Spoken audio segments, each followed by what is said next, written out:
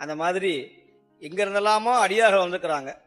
ஒரு சிவனடியாரை பார்த்தோம்னா ஒரு சிவனடியாருக்கு ஒருவேளை உணவளித்தால் 274 சிவாலயத்திற்கும் நைவேத்தியம் செய்த புண்ணியம் கிடைக்கும்னு அடிக்கடி சொல்வது உண்டு. ஒரு சிவனடியார், ஒரு சிவன் சிறு தொண்டருக்கு ஒரு சிவனடியார் கிடைக்கல.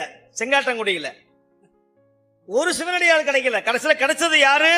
வடபுலத்திலிருந்து வந்த ஒரு காபாலியை தான் கண்டுபிடிச்சார். கடைசியில் அவர் கேட்டது என்ன? பிள்ளைக்கரியை கேட்டு விட்டார்.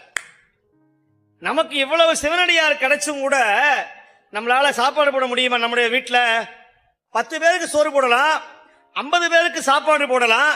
ஒரு 1000 பேர் வந்தா எங்க சார் போடுறது? அப்ப என்ன செய்யணும் அப்படின்னா, சும்மா சாப்பாடு போடணும், அன்னம்பாளிப்பு செய்யணும்னா யாரும் வரமாட்டாங்க.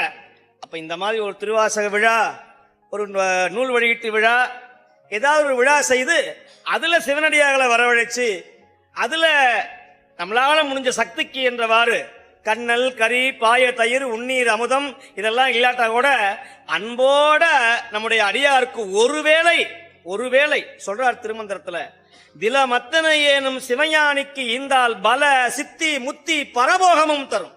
ஒரு எல்லளவு ஒரு சிவனடியாருக்கு கொடு, ஒரு எல்லளவு ஒரு சிவனடியாருக்கு கொடு, இந்த உலகத்தில் இருக்கிற எல்லா ஆற்றலும் எல்லா சக்தியும் உனக்கு வந்து சேரும் என்று சொல்லுகிறார்கள்.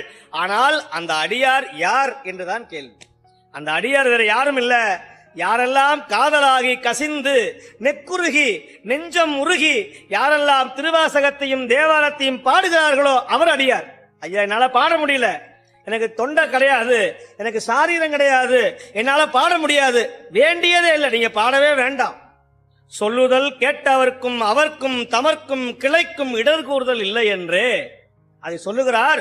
வல்லான் ஒருவன் வீசுகின்ற கல்லும், இது கல்லா நினைச்சுக்குங்க, வல்லான் ஒருவன் வீசுகின்ற கல்லும், அது மாட்டா ஒருவன் வீசுகின்ற ஒரு சின்ன குழந்தை வீசுகின்ற ஒரு அந்த கல்லும் நிலத்தில் வழா கல்லே போல நலத்தில் வழார் நின் நாமம் நவிற்றுபவரேன்னு சொல்லுகிறார் 11ஆம் திருமுறையில்.